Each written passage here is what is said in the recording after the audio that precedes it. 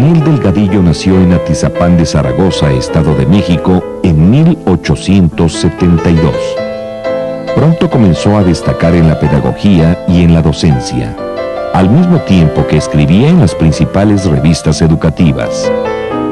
Una vez adquirido por el alumno el conocimiento, precisa que éste se grabe en su memoria, y no es fácil que con la sola exposición del maestro quede indeleble. Entonces viene el libro, precioso auxiliar que a pesar de su lenguaje lacónico y frío, está presto a repetir las verdades enseñadas cuantas veces sea necesario. Daniel Delgadillo fue uno de los egresados más sobresalientes de la Escuela Normal de Profesores de la Ciudad de México.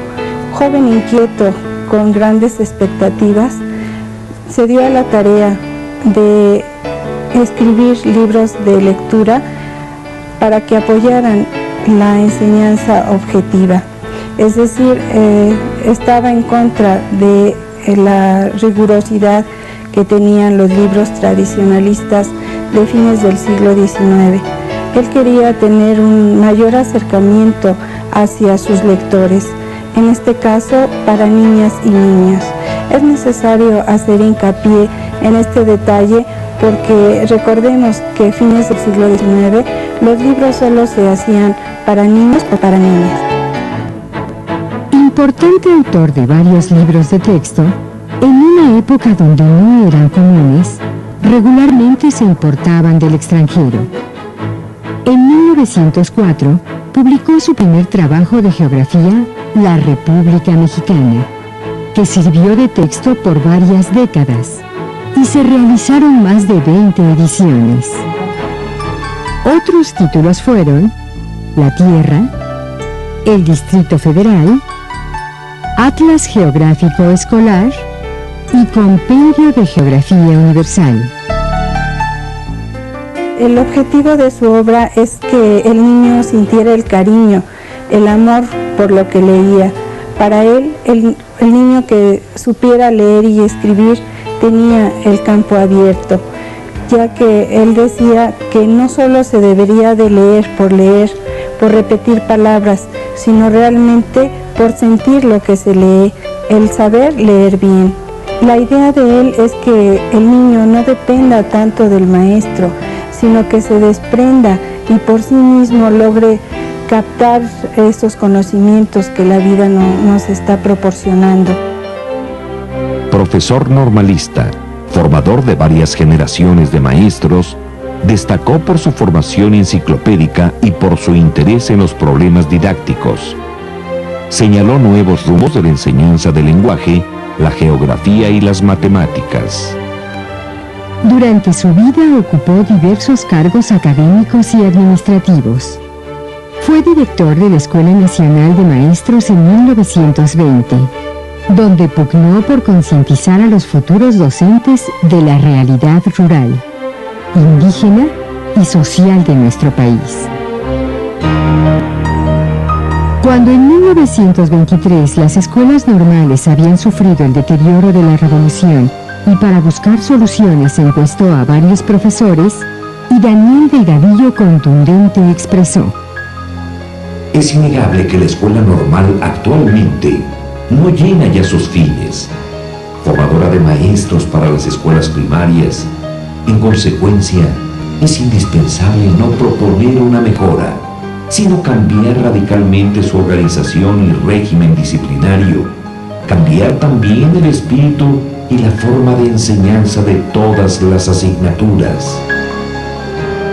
Perteneciente a la corriente pedagógica llamada enseñanza activa, donde la acción es la base y fundamento de actividades corporales y manuales, encaminadas a desarrollar la forma de vida del niño, visión opuesta por completo a la orientación tradicional, buscó siempre caminos hacia una mejor enseñanza.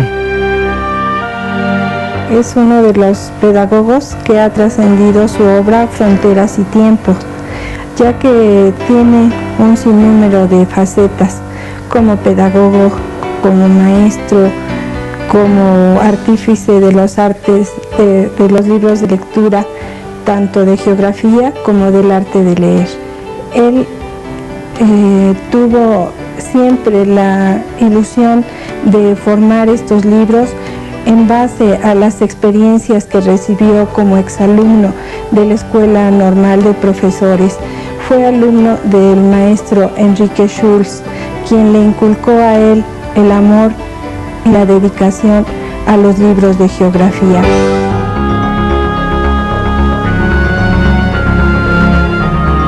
Daniel Delgadillo, forjador de la educación en México.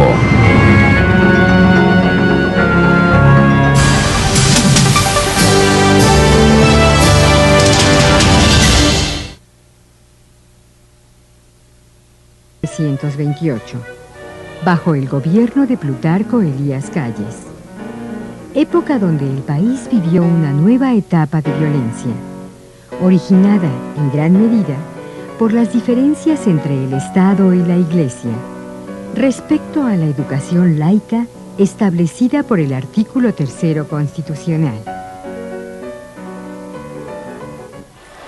Es importante que la educación sea laica porque no tienes que involucrar a los niños con alguna creencia religiosa en particular.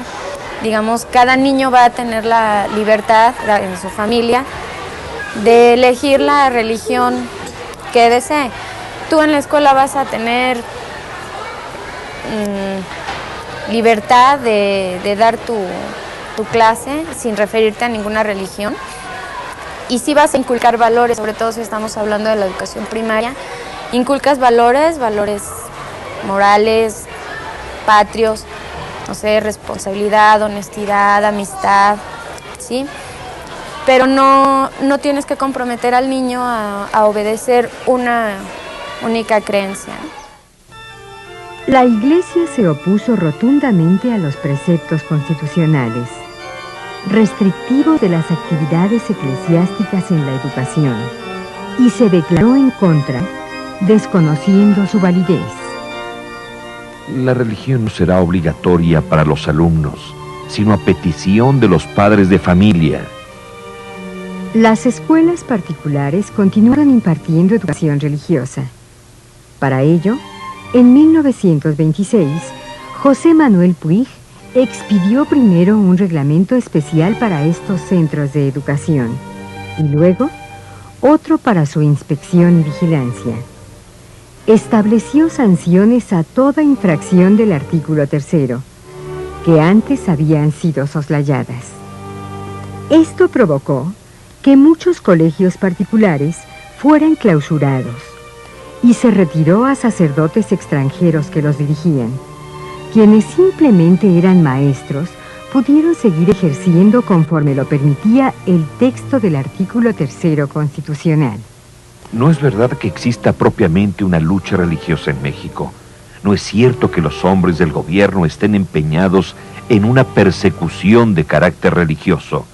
Lo único que sucede es que el gobierno de México actúa en un impulso elemental de cumplimiento de su deber.